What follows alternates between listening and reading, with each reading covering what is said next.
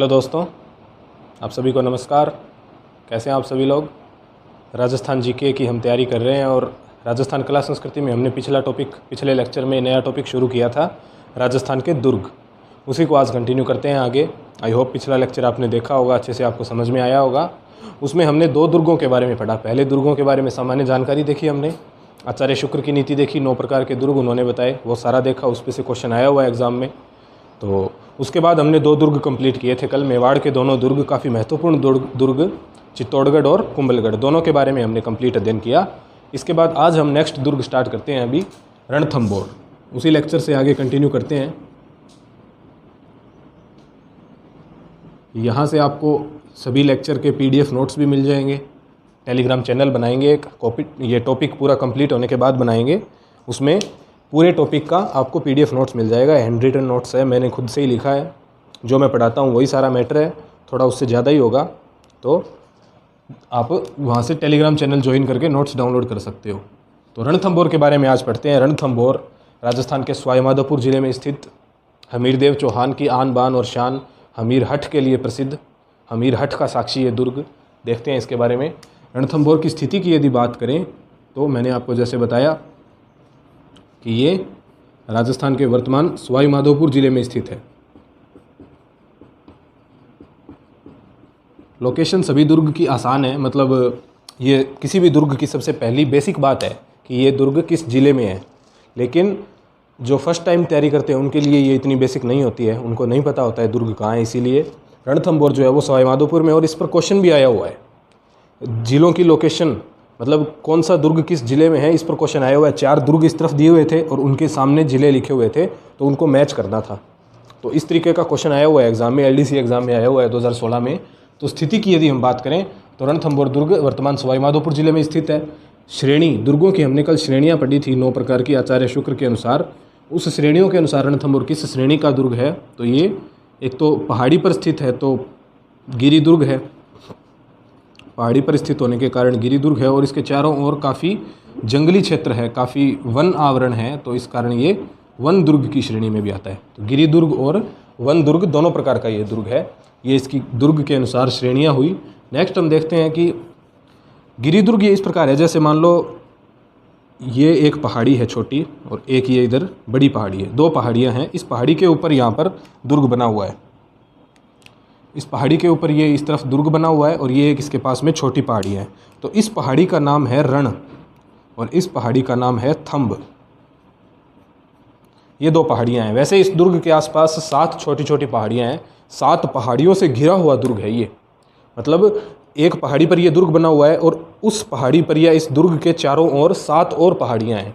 तो कल मैंने अंत में आपको कुंभलगढ़ दुर्ग बताया था। तो कुंभलगढ़ दुर्ग में हमने देखा कि उसके आसपास 6 और पहाड़ियाँ हैं, और कुंभलगढ़ प्रशस्ति में उनके नाम भी मिलते हैं, जो कि हमने देखे थे। एग्जाम में क्वेश्चन पूछा जा सकता है।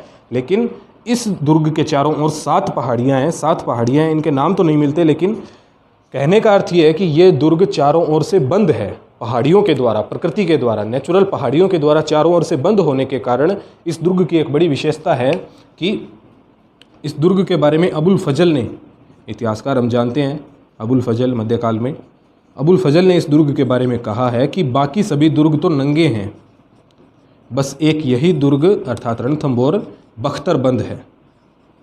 बख्तरबंद का मतलब कि ये चारों तरफ से ढका हुआ है, दूर से देखने पर दिखता नहीं है ये दुर्ग, बिल्कुल इसके पास जाओगे तभी ये दुर्ग दिखेगा। अर्थात मध्यकाल में जब कोई भी दुश्मन इसकी तरफ बढ़ता तो ये उनको आसानी से नहीं दिखता। ऐसे नहीं कि बहुत दूर से दिख जाए कि उधर ये दुर्ग है, बिल्कुल पास में जाने पर दिखेगा। इतनी इसके चारों ओर पहाड़ियों से ढका हुआ ये दुर्ग है। तो एक ये रण पहाड़ी है, इसके पास में छोटी पहाड़ी, और जिस पहाड़ी पर ये दुर्ग बना है उस पहाड़ी का नाम क्या है, थंब। तो इन्हीं के आधार पर इसका नाम क्या पड़ा हुआ है, रणथंभौर। ठीक है, रण और थंब पहाड़ियों के कारण इस दुर्ग का नाम क्या है, रणथंभौर। इसके निर्माण के बारे में बात करते हैं कि इसे दुर्ग बनवाया किसने था। पहाड़ियों वाली बात समझ गए आप कि पहाड़ियों के आसपास का क्षेत्र है। अबुल फजल ने कहा है कि बाकी सभी दुर्ग तो नंगे हैं, बस ये एक ही दुर्ग जो है वो बख्तरबंद है। बख्तर क्या होता है, जैसे ढका हुआ होना। ठीक है, ये बख्तरबंद दुर्ग है रणथंभौर। इसके निर्माण के बारे में वैसे तो कोई देखिए प्रामाणिक मत नहीं है ज़्यादा, अलग अलग 2 मत है इसके बारे में। पहला मत ये कहता है कि इसका निर्माण 8वीं शताब्दी में 8वीं शताब्दी में चौहान शासकों ने करवाया था। एक मत तो ये कहता है कि रणथंभौर दुर्ग का निर्माण 8वीं शताब्दी में चौहान शासकों ने करवाया, और दूसरा मत ये है कि 994 ईस्वी में, ये भी एक मत मिलता है, 994 ईस्वी में रणथंमन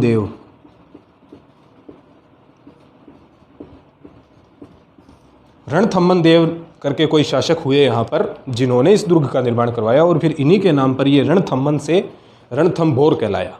एक मत ये मिलता है। तो निर्माण के बारे में प्रामाणिक मत नहीं है, दो अलग अलग मत हैं, इसके कारण क्वेश्चन आने की इतनी संभावना नहीं है। बस मैंने आपको बता दिया, बेसिक फैक्ट याद रखना आप इसके निर्माण के बारे में। इसका एक प्राचीन नाम और मिलता है, जैसे प्राचीन नाम इसका मिलता है रंतेपुर।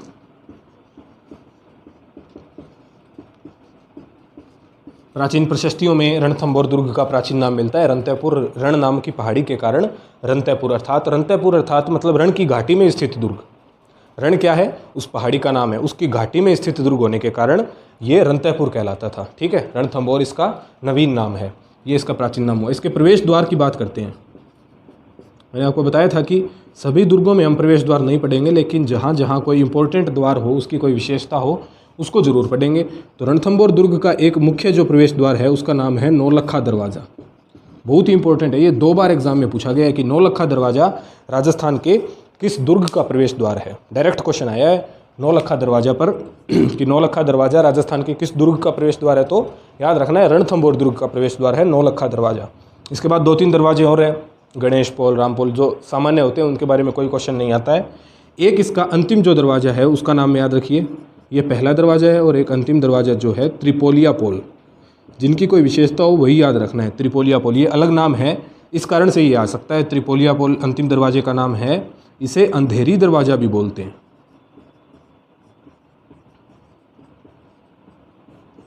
अंधेरी दरवाज़ा, ठीक है, त्रिपोलिया पोल या फिर अंधेरी दरवाज़ा। तो ये हुआ इसके प्रवेश द्वार। अब यहाँ पर जो जिनका मैंने शुरू में जिक्र किया, शुरू में नाम लिया जिस शासक का, हमीरदेव चौहान, उनकी बात करते हैं। यहाँ पर प्रतापी शासक हुए हैं हमीरदेव चौहान।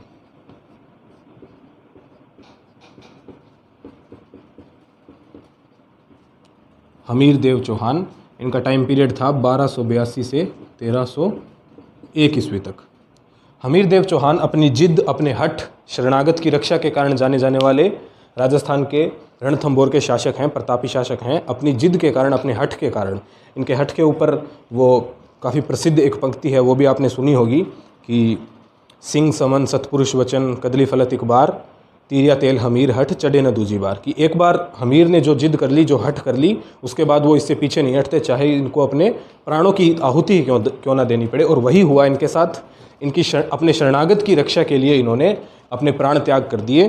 तो हमीरदेव चौहान के बारे में वैसे तो पूरा हिस्ट्री में पढ़ेंगे हम, जब रणथंभौर के चौहान शासकों के बारे में पढ़ेंगे तब पढ़ेंगे, लेकिन अभी साकों से संबंधित इस दुर्ग से संबंधित जो बातें हैं वो बताने के लिए मैं आपको यहाँ बताता हूँ कि हमीरदेव चौहान रणथंभौर में शासक थे 1282 से 1301 के बीच। तो इस समय 1292 ईस्वी में दिल्ली सल्तनत के जलालुद्दीन खिलजी ने यहाँ पर आक्रमण किया।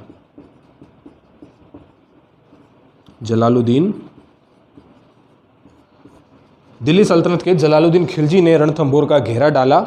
6-8 महीने तक घेरा चला, लेकिन दुर्ग के दरवाजे नहीं खोल पाए, दुर्ग पर अधिकार नहीं कर पाए, असफल हो गए जलालुद्दीन खिलजी। तो असफल होने के बाद क्या किया, बिल्कुल मतलब जैसे खिसिया कर, जिसे हम बोलते हैं कि अंगूर खट्टे वाली बात हो गई इनके साथ। अब इनके पास और कोई चारा बचा नहीं, तो असफल होकर जब वापस जाने लगे तो इस दुर्ग के बारे में बोल कर गए कि मैं तो ऐसे 100 दुर्गों को भी मुसलमान की दाढ़ी के एक बाल के बराबर भी नहीं समझता।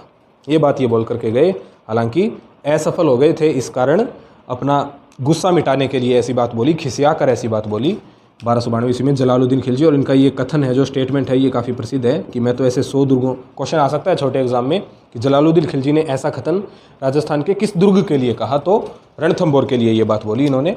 1292 ईस्वी जलालुद्दीन खिलजी का असफल आक्रमण। अब जलालुद्दीन खिलजी 1292 में असफल हो गए, लेकिन अब बारी आई अलाउद्दीन खिलजी की 1301 में। तो 1301 में अलाउद्दीन खिलजी ने यहाँ पर आक्रमण किया, और अलाउद्दीन खिलजी का ये आक्रमण राजस्थान के प्रथम साके के रूप में परिणित हुआ। अलाउद्दीन खिलजी के इस आक्रमण के समय राजस्थान का पहला साका हुआ, संपूर्ण राजस्थान का पहला साका, तो रणथंभौर का भी पहला ही होगा। रणथंभौर का या एक ही साका हुआ यहाँ पर, रणथंभौर का पहला साका, ये राजस्थान का भी पहला साका था। रणथंभौर का पहला साका। साके के बारे में कल मैंने आपको बताया था कि राजस्थान के अधिकांश दुर्ग अपनी वीरता, अपने साकों के बारे में जाने जाते हैं, तो साकों के बारे में मैंने आपको कल बताया था।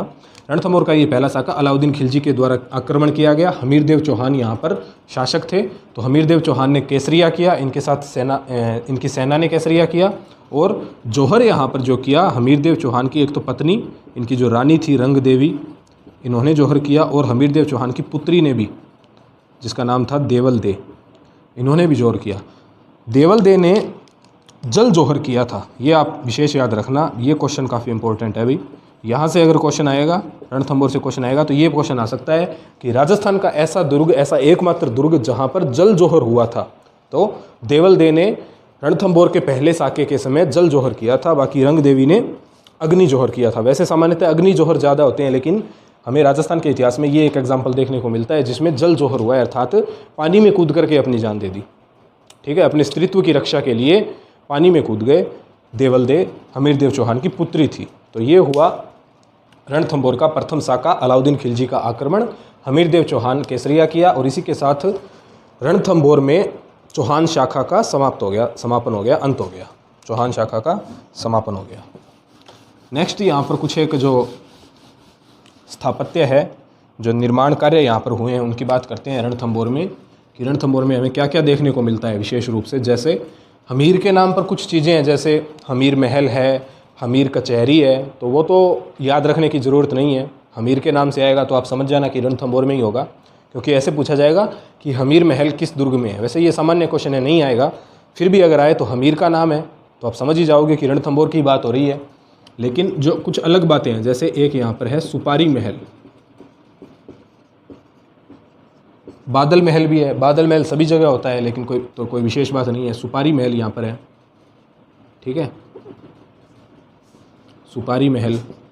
एक यहाँ पर विशेष स्थापत्य है जोरा भोरा, ये आपको याद रखना है, यूनिक नाम है जोरा भोरा, रणथंभौर दुर्ग में है। इसके बाद बात करें तो एक 32 खंभों की छतरी है यहाँ पर,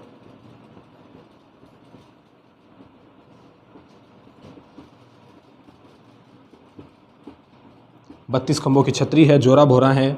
इसके बाद जैसे हमीर कचहरी मैंने आपको बताया, हमीर के नाम से ही है ये, तो अगर ये एग्ज़ाम में आए तो आप सही कर दोगे इसे। तो हमीर कचहरी, ये कुछ स्थापत्य स्मारक है। और 2 मंदिर हैं जो काफ़ी इंपॉर्टेंट है, उनमें से एक तो बहुत ज़्यादा इंपॉर्टेंट है, उस पर पक्का क्वेश्चन आ सकता है, एग्ज़ाम में आया भी हुआ है, उसकी बात करते हैं। 2 मंदिर है यहाँ पर रणथंभौर में, जो 2 मंदिर हैं, एक तो ज़्यादा इंपॉर्टेंट नहीं है लेकिन आप याद रखना, लक्ष्मी नारायण मंदिर।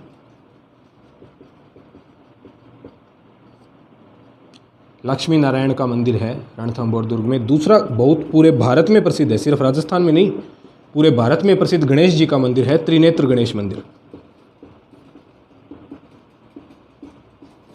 त्रिनेत्र गणेश मंदिर वेरी इंपॉर्टेंट क्वेश्चन है, ये एग्जाम में आया भी हुआ है, आगे भी कभी भी आने की संभावना है, क्योंकि ये मंदिर पूरे भारत में प्रसिद्ध है, यहाँ बहुत बड़ा मेला लगता है गणेश जी का।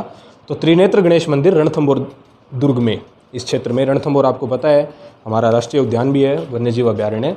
तो लक्ष्मी नारायण मंदिर और त्रिनेत्र गणेश मंदिर, ये 2 मंदिर यहाँ पर इंपॉर्टेंट है। तो ये हुए यहाँ के स्थापत्य और स्मारक। नेक्स्ट हम अभी रणथंभौर दुर्ग अपना कंप्लीट हुआ, नेक्स्ट चलते हैं हम एक और इम्पोर्टेंट दुर्ग, राजस्थान की कला में, राजस्थान की संस्कृति में, राजस्थान के इतिहास में अपना स्थान रखता है, जिसका नाम है जोधपुर का मेहरानगढ़।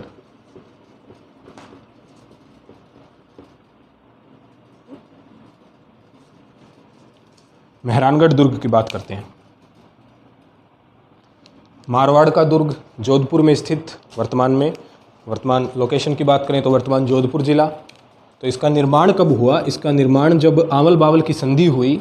आवल बावल की संधि के समय जब जो राव जोधा को कुंभा के द्वारा मारवाड़ का क्षेत्र दे दिया गया, आवल बावल की संधि में निर्धारण किया गया था कि जहाँ से आवल अर्थात आंवला शुरू होता है वो क्षेत्र मेवाड़, और जहाँ से बावल अर्थात बबूल शुरू होता है वो क्षेत्र मारवाड़। राव जोधा को मारवाड़ दिया गया। तो मारवाड़ में राव जोधा ने उस समय आवल बावल की संधि के बाद जब मारवाड़ क्षेत्र प्राप्त कर लिया तो वहाँ पर जोधपुर की स्थापना की। राव जोधा ने अपने नाम से जोधपुर नगर की स्थापना की और वहाँ पर चिड़िया टूंक पहाड़ी है, चिड़िया टूंक पहाड़ी पर किले की नींव रखी 1459 में। मई 1459, 3 मई डेट है, डेट याद रखने की ज़रूरत नहीं है। मई 1459 को चिड़िया टूंक पहाड़ी पर राव जोधा ने मेहरानगढ़ किले की नींव रखी, मेहरानगढ़ किले का निर्माण करवाया करणी माता के आशीर्वाद से। माँ करणी माता के आशीर्वाद से राव जोधा ने चिड़िया टूंक पहाड़ी पर 1459 में मेहरानगढ़ किले का निर्माण करवाया। मेहरानगढ़ किला आकृति में काफ़ी विशाल है, मोर जैसी आकृति का है, मोर जैसी इसकी आकृति है। तो मोर जैसी आकृति होने के कारण इसे मयूर ध्वजगढ़ भी बोलते हैं। मयूर अर्थात मोर, मयूर ध्वजगढ़, मोर जैसी आकृति होने के कारण इसको मयूर ध्वजगढ़ भी बोलते हैं। एक अन्य नाम इसका मिलता है, काफ़ी इंपॉर्टेंट है, गढ़ चिंतामणि। गढ़ चिंतामणि, इसके बारे में एक जनश्रुति भी है कि इस दुर्ग के निर्माण के समय इसकी नींव में एक व्यक्ति को जिंदा दबाया गया था, लेकिन ये जनश्रुति है, एग्ज़ाम से इसका कोई संबंध नहीं है, हम वैसे ही बात कर रहे हैं। इसका एक दूसरा नाम मिलता है गढ़ चिंतामणि, मयूर ध्वजगढ़ और कागमुखी, कागमुखी दुर्ग। कौवे के मुख के जैसा आकृति है, इस कारण इसे बोलते हैं कागमुखी दुर्ग। तो ये इसके कुछ उपनाम हैं, कागमुखी दुर्ग, मयूर ध्वजगढ़ और गढ़ चिंतामणि मेहरानगढ़ के 2 उपनाम है, 2-3। निर्माण की हमने बात की, राव जोधा ने निर्माण करवाया जब उन्होंने जोधपुर की स्थापना की। आवल बावल संधि के पश्चात 1459 में चिड़िया टूंक पहाड़ी पर, पहाड़ी का नाम भी इम्पोर्टेंट है, योगी चिड़ियानाथ वहाँ पर तपस्या करते थे, तो उन्हीं के नाम पर उस पहाड़ी का नाम हो गया चिड़िया टूंक की पहाड़ी। उस पहाड़ी पर करणी माता के आशीर्वाद से 1459 में आवल बावल की संधि के पश्चात दुर्ग का निर्माण करवाया। मेहरानगढ़ मोर जैसी आकृति होने के कारण मयूर ध्वजगढ़ भी बोलते हैं, और मेहरानगढ़ अर्थात आकृति में काफ़ी विशाल है ये दुर्ग, इस कारण से इसको मेहरानगढ़ बोलते हैं। आकार बड़ा होने के कारण इसको मेहरानगढ़ बोलते हैं। ठीक है, और इसके बारे में बात करते हैं। जैसे मेहरानगढ़ दुर्ग में हमें पता है कि निर्माण कार्य की बात करते हैं कि यहाँ पर किस किस प्रकार के निर्माण कार्य हुए हैं। मेहरानगढ़ दुर्ग अपने झरोखों के लिए, यहाँ के जो महल है उस महल के झरोखे में बहुत ज़्यादा सुंदर कला का कार्य किया गया है। झरोखे जो होते हैं महलों के झरोखे, खिड़कियाँ, वो काफ़ी प्रसिद्ध है। मेहरानगढ़ दुर्ग अपने महलों के झरोखों के लिए बहुत ज़्यादा प्रसिद्ध रहा है। तो इसके बारे में कुछ एक, जैसे झरोखों के कारण प्रसिद्ध होने के कारण कर्नल जेम्स टोड ने भी इसके बारे में कथन कहा है, जो कि आप याद रखना।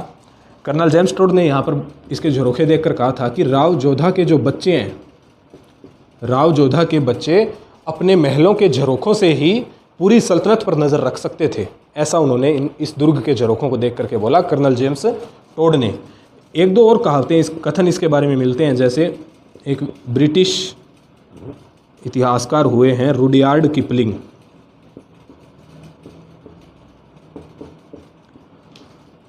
रुडयार्ड किपलिंग ने बोला है कि ये जो दुर्ग है ये ऐसा लगता है जैसे देवताओं ने बनाया है खुद। ऐसा सुंदर, ऐसा अच्छा, ऐसा बड़ा दुर्ग है कि ये ऐसे लगता है, रुडयार्ड किपलिंग बोलते हैं कि जैसे देवताओं ने, परियों ने, फरिश्तों ने इन्होंने अपने हाथों से बनाया है। ऐसा कथन रुडयार्ड किपलिंग का है। एक और व्यक्ति हुए हैं जैकलिन कैनेडी। जैकलिन कैनेडी ने इसकी विशालता को देखकर बोला है कि ये तो दुनिया का 8वां अजूबा लगता है। जैकलिन कैनेडी ने बोला है ये दुनिया का 8वां अजूबा है। तो ये कथन आपको याद रखने इंपॉर्टेंट है। क्वेश्चन पूछा जा सकता है कि जैकलिन कैनेडी ने राजस्थान के किस दुर्ग के लिए ऐसा बोला है कि ये दुनिया का 8वां अजूबा है, तो आंसर होगा मेहरानगढ़ दुर्ग। राव जोधा क्या, कर्नल जेम्स टोड ने बोला इसके झरोखों के बारे में। याद रखना ये अपने झरोखों के लिए प्रसिद्ध है मेहरानगढ़ दुर्ग। आमेर की हम बात करेंगे, आमेर अपने महलों के लिए प्रसिद्ध है। मेहरानगढ़ अपने दुर्ग के झरोखों के लिए प्रसिद्ध है। झरोखे ज़्यादा यहाँ के प्रसिद्ध हैं, बहुत सुंदर उस पर कला का कार्य किया गया है। स्थापत्य कला का बेजोड़ नमूना है। रुडयार्ड किपलिंग ने बोला है कि इसका निर्माण परियों ने, देवताओं द्वारा करवाया गया है।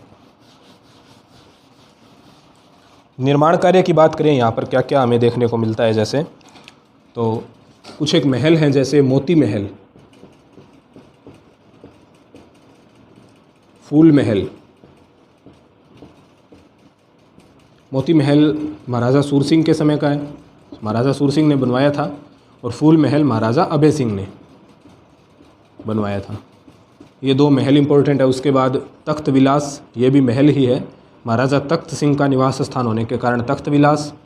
अजीत विलास, महाराजा अजीत सिंह का निवास स्थान होने के कारण। बस बेसिक बातें हैं इस दुर्ग के बारे में, तख्त विलास, अजीत विलास, और भी जैसे मोती महल, फूल महल हमने देखा। इसके अलावा 2 प्रसिद्ध मंदिर यहाँ के, एक चामुंडा माता का मंदिर जहाँ पर घटना भी हुई है, एक दुर्घटना बोलें, भगदड़ मच गई थी कुछ साल पहले, शायद 2008 में, चामुंडा माता का मंदिर, और राठौड़ों की कुल देवी नागणेची माता का मंदिर, नागणेची माता का। ये 2 मंदिर इंपॉर्टेंट है, चामुंडा माता का मंदिर, नागणेची माता का मंदिर।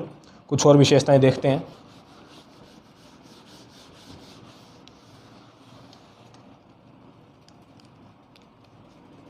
महाराजा मानसिंह, जब मैंने चित्रकला आपको बताया था तो चित्रकला में बताया था कि महाराजा मानसिंह के समय का यहाँ पर पुस्तकालय है जो अभी भी चलता है, अभी भी वहाँ पर पुस्तकें हैं, उसको बोलते हैं मान प्रकाश पुस्तकालय।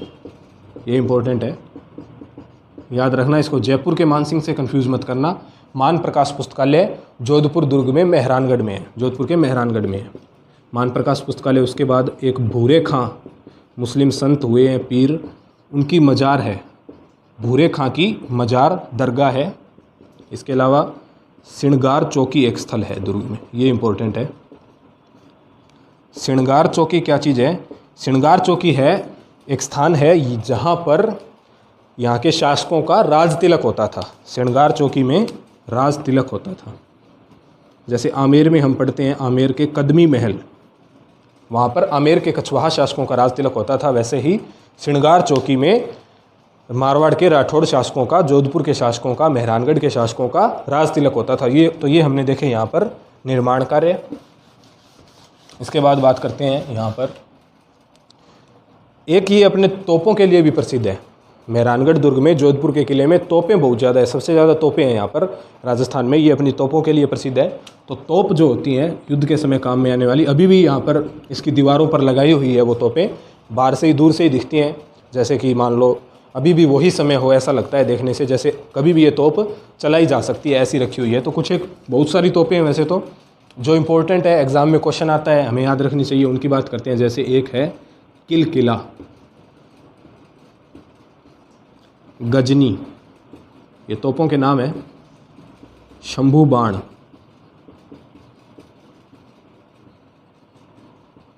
बिच्छू बाण, ये कुछ एक इम्पोर्टेंट तोपें हैं जिनके नाम आपको याद रखना है। किलकिला, गजनी, ये दोनों इम्पोर्टेंट तोप हैं। तोप के बारे में आप कंफ्यूज मत हो जाना। जो जयगढ़ दुर्ग है जयपुर का, वहाँ पर जो जयबाण तोप है वो एशिया की सबसे बड़ी तोप है, ठीक है। लेकिन वहाँ पर वो एक ही ऐसी इंपॉर्टेंट तोप है जो एशिया की सबसे बड़ी तोप भी है वैसे वो। लेकिन वैसे जो कोई दुर्ग है जो तोपों के कारण ज़्यादा प्रसिद्ध है वो है मेहरानगढ़। बहुत सारी तोपें हैं यहाँ पर। ये कुछ एक इंपॉर्टेंट नाम है जो मैंने आपको बताया, ये आप याद रखना। तो ये अपना हुआ जोधपुर का किला मेहरानगढ़ दुर्ग। नेक्स्ट अपन बात करते हैं अब जालोर दुर्ग के बारे में। मारवाड़ क्षेत्र का ही एक और दुर्ग जालोर।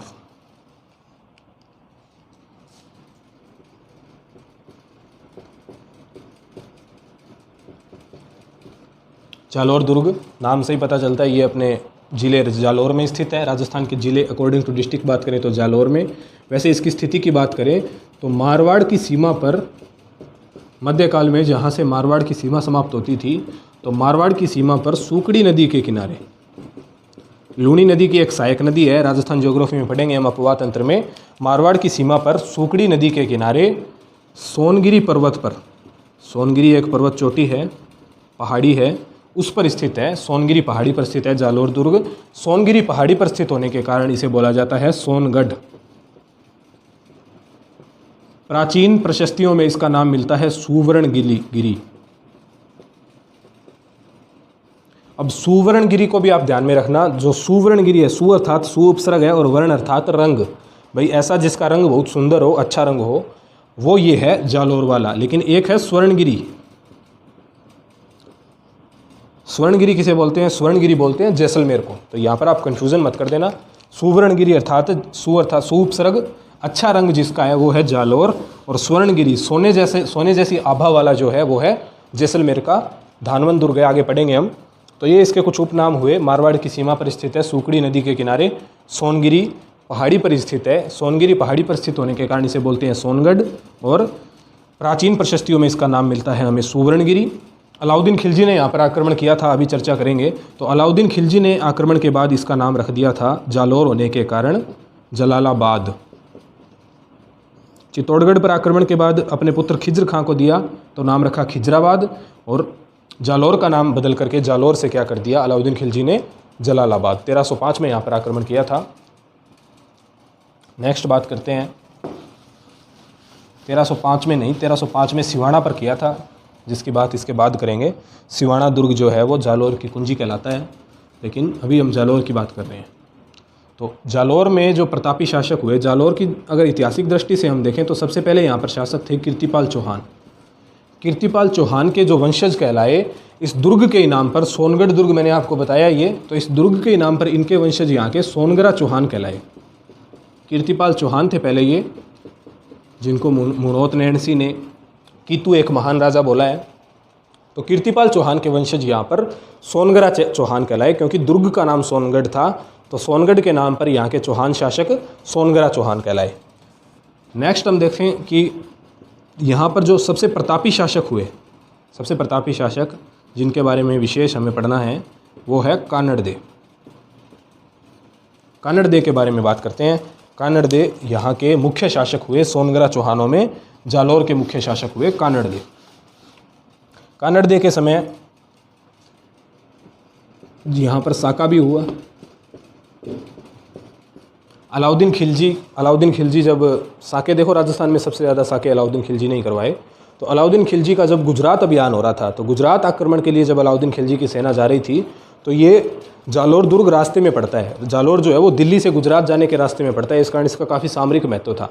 तो गुजरात के मार्ग में पड़ने के कारण जब अलाउद्दीन खिलजी की सेना गुजरात अभियान पर जा रही थी, सोमनाथ मंदिर को लूटने जा रही थी, तो उस सेना को इस जालोर दुर्ग के कानड़दे ने मना कर दिया कि हम अपनी सीमा से आपको नहीं गुजरने देंगे, आपको दूसरे रास्ते से जाना पड़ेगा। तो उस समय इनके बीच थोड़ी खींचतान हुई, वो इतिहास में हम बात करेंगे क्या क्या घटनाक्रम हुए। लेकिन अलाउद्दीन खिलजी के साथ उसी समय कानड़दे ने, जालोर दुर्ग ने बैरमोल तो ले लिया था, बैरमोल ले लिया अलाउद्दीन खिलजी के साथ। तो गुजरात अभियान समाप्त करने के बाद जब अलाउद्दीन खिलजी फ्री हुआ, तो फिर वो जालोर दुर्ग की तरफ बढ़ा। तो अलाउद्दीन खिलजी ने जब जालोर पर आक्रमण किया, तो उस समय यहाँ पर जालोर का पहला और एकमात्र जालोर का साका हुआ। अलाउद्दीन खिलजी ने यहाँ पर भी साका करवाया, कानड़दे ने केसरिया किया, और इनकी रानियों ने, इनकी पत्नियों ने यहाँ पर जोहर किया, जो कि जालोर का साका कहलाता है। ठीक है, यहाँ पर इतिहास में हम पढ़ेंगे किस तरीके से वीरमदेव ने यहाँ पर वीरता दिखाई। वीरमदेव की भी कहानी पढ़ेंगे, वीरमदेव और फिरोजा की कहानी। अलाउद्दीन खिलजी की पुत्री फिरोजा, जो कि वीरमदेव से विवाह करवाना चाहती थी, लेकिन इन्होंने मना कर दिया। किस किस प्रकार से घटनाक्रम हुए, वीरमदेव फिरोजा की पूरी कहानी देखेंगे। कैसे आक्रमण की परिस्थितियां बनी, अलाउद्दीन खिलजी को क्यों जालोर पर आक्रमण करना पड़ा, उससे पहले सिवाना दुर्ग का क्या रोल था, वो सारा इतिहास में पढ़ेंगे। लेकिन यहाँ पर आप फैक्ट याद रखिए कि जालोर दुर्ग में जो साका हुआ, उस समय शासक थे कानड़दे। क्वेश्चन यही आएंगे, ऑब्जेक्टिव क्वेश्चन यही बनते हैं साकों से कि शासक कौन थे उस समय, उसके अलावा आक्रमणकारी कौन था। तो आक्रमणकारी था अलाउद्दीन खिलजी।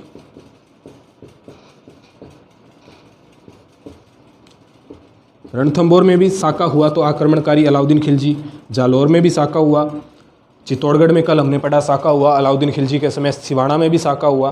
तो ये कुछ साके करवाए अलाउद्दीन खिलजी ने। तो ये हुआ जालोर दुर्ग के बारे में। जालोर दुर्ग का जो इतिहास है वो 2 ग्रंथों में ज़्यादा मिलता है हमें, उन ग्रंथों की बात करते हैं।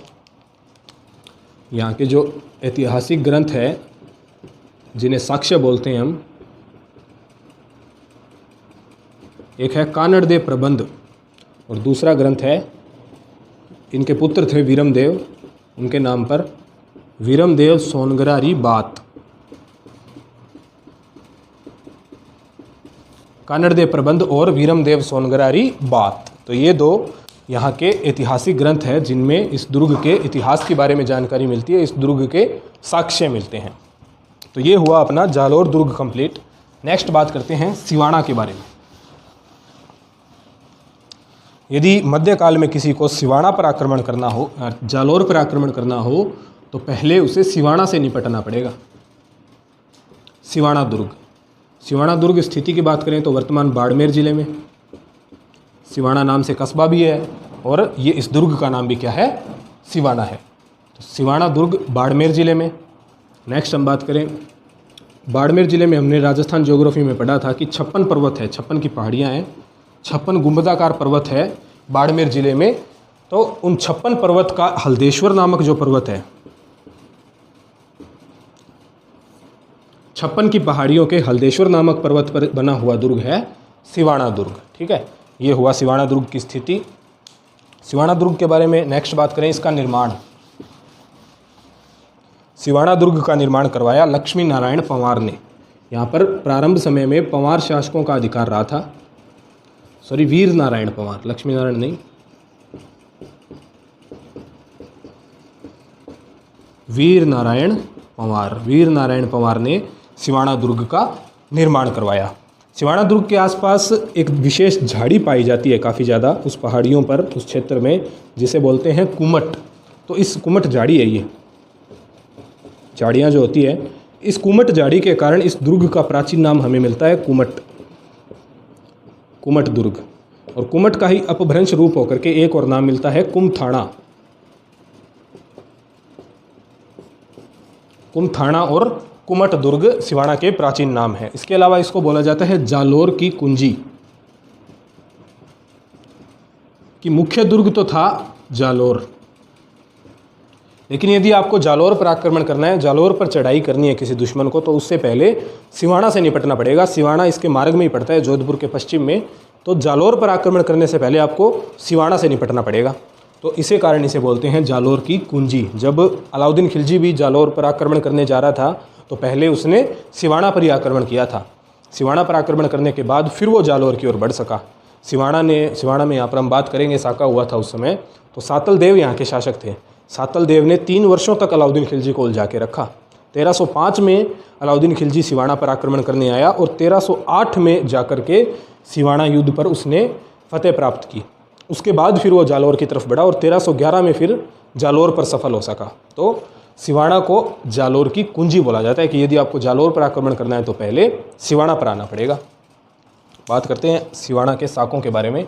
जालोर की कुंजी इसको बोला जाता है, उपनाम है। क्वेश्चन अच्छा है, आ सकता है एग्जाम में। जालोर की कुंजी राजस्थान के किस दुर्ग को बोला जाता है? तो जालोर दुर्ग को। एक और इसको काफ़ी अच्छी संज्ञा दी गई है कि ये मारवाड़ के शासकों की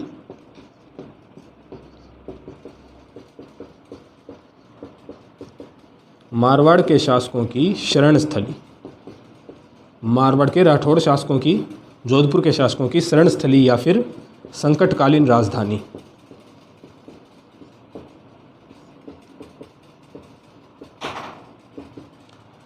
ये इसको एक संज्ञा दी जाती है। क्यों दी जाती है? तो इतिहास में हम पढ़ते हैं कि जब गिरी सुमेल का युद्ध हुआ शेरशाह सूरी और मालदेव के बीच, तो उस युद्ध के पश्चात मालदेव ने सिवाना दुर्ग में आकर के ही शरण ली थी। उस युद्ध के बाद मालदेव ने सिवाना दुर्ग में आकर के शरण ली। और एक और मारवाड़ के शासक हुए हैं रावचंद्र सेन, जिन्हें महाराणा प्रताप का अग्रगामी बोला जाता है। रावचंद्र सेन ने भी मुगलों से, अकबर से संधि नहीं की थी, उनकी अधीनता स्वीकार नहीं की थी। वहाँ से नागौर दरबार से ये वापस लौट गए थे, इतिहास में हम बात करेंगे। तो रावचंद्र सेन ने मुगलों का काफ़ी प्रतिरोध किया। तो रावचंद्र सेन ने जो मुगलों का प्रतिरोध किया, उनके खिलाफ लड़ते रहे, संघर्ष किया, वो यहीं से किया, सिवाना दुर्ग से ही किया। जोधपुर से तो इनको निष्कासित कर दिया गया था, तो सिवाना दुर्ग से ही इन्होंने मुगलों का प्रतिरोध किया। तो मालदेव ने भी सिवाना में शरण ली और रावचंद्र सेन ने भी सिवाना से ही मुगलों का प्रतिरोध किया। इस कारण से सिवाना को बोला जाता है मारवाड़ के राठौड़ शासकों की शरण स्थली या फिर संकटकालीन राजधानी। ठीक है, तो ये इसका एक विशेष संज्ञा हुई। अच्छा क्वेश्चन है। जैसे हमने चित्तौड़गढ़ में देखा था मेवाड़ की संकटकालीन राजधानी कुंभलगढ़, उसी प्रकार मारवाड़ की संकटकालीन राजधानी सिवाना। ठीक है, अच्छा क्वेश्चन है ये भी। क्वेश्चन आया कि मारवाड़ की संकटकालीन राजधानी किसे कहते हैं? ऑप्शन बीकानेर मत कर देना आप, एक जैसी सिमिलरिटी देख करके। ठीक है, आंसर होगा, सही आंसर होगा सिवाना, मारवाड़ की संकटकालीन राजधानी। अब यहाँ पर 2 साके हुए हैं, 2 बार साके हुए। सबसे पहले तो अभी मैंने आपको बताया कि अलाउद्दीन खिलजी का आक्रमण था।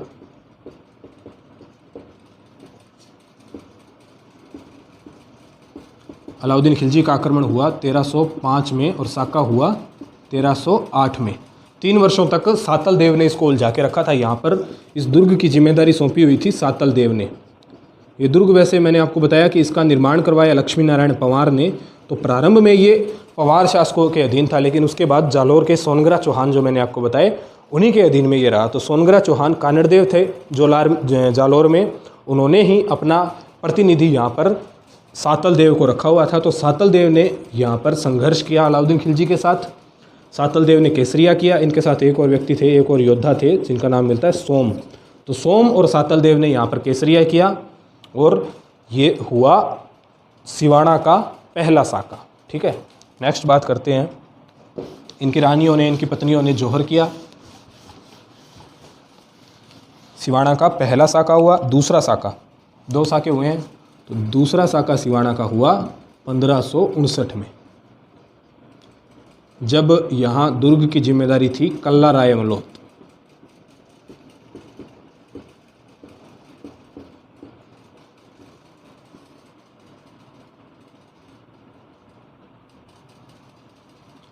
कल्ला राय मलोत ने यहाँ पर केसरिया किया। आक्रमणकारी कौन था? आक्रमणकारी थे मेवाड़ के मोटा राजा उदय सिंह।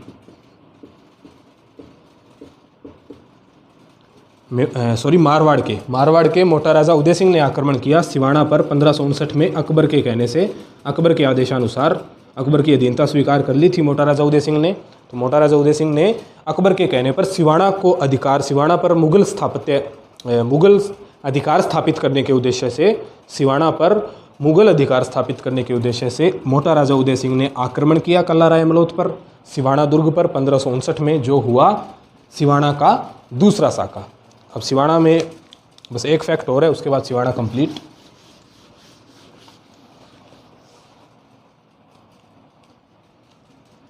यहाँ पर 2 निर्माण कार्य इंपॉर्टेंट हैं।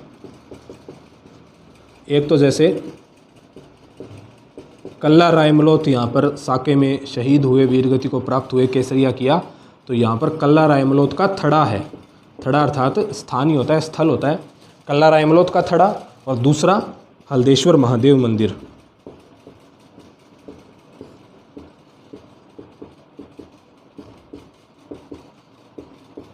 ये 2 निर्माण कार्य आपको इंपॉर्टेंट याद रखने हैं। हल्देश्वर महादेव मंदिर अपने आप में इंपॉर्टेंट है संस्कृति की दृष्टि से। दूसरा कल्ला राय मलोत का थड़ा। ये दोनों सिवाना दुर्ग में। तो ये अपना हुआ सिवाना दुर्ग कंप्लीट। आज हमने 4 दुर्ग देखे, रणथंभौर, मेहरानगढ़, जालोर और सिवाना। कल 2 किए थे, तो एक लेक्चर और बनेगा शायद इस पर। काफ़ी इंपॉर्टेंट दुर्ग हमने कर लिए। इसके बाद जो और छोटे छोटे दुर्ग बचते हैं उनको एक साथ कर लेंगे हम। तो आई होप आपको लेक्चर समझ में आया होगा। इसके आगे हम नेक्स्ट लेक्चर में बाकी बचे हुए दुर्गों को कंप्लीट करने की कोशिश करेंगे। हमारे साथ जुड़ने के लिए आपका धन्यवाद।